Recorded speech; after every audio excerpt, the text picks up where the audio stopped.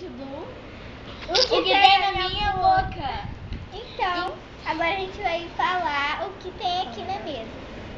Aqui tem shoyu. Aqui tem pó de gelatina, Aqui tem pimenta, ovo cru, leite fermentado, trigo, biscoito, farinha, doce de batata doce, ketchup requeijão. e queijo. Então eu vou vedar os olhos primeiro. Ai.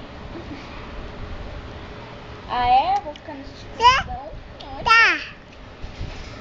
Tá enxergando alguma coisa? Não. Mãe, então vamos começar. Ah, meu olho. Tá, começa.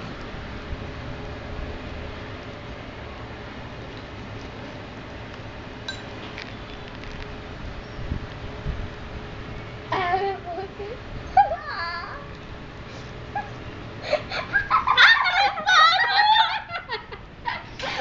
Agora o pano.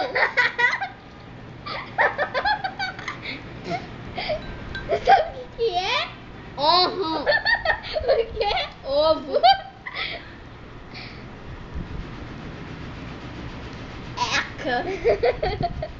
Ai, pegou. Eco. Vamos lá. Deixa eu ver um pouquinho. Abre a boca. Farinha. Não. É farinha? Não. O que é isso, gente? É farinha. Não é farinha. Tem outra coisa aqui também que é em pó. Farofa. Peso. O que é? Não. Ai, minha boca. É farinha, gente. Não é farinha. Toy bicho. Toy bicho. É farinha. É trigo.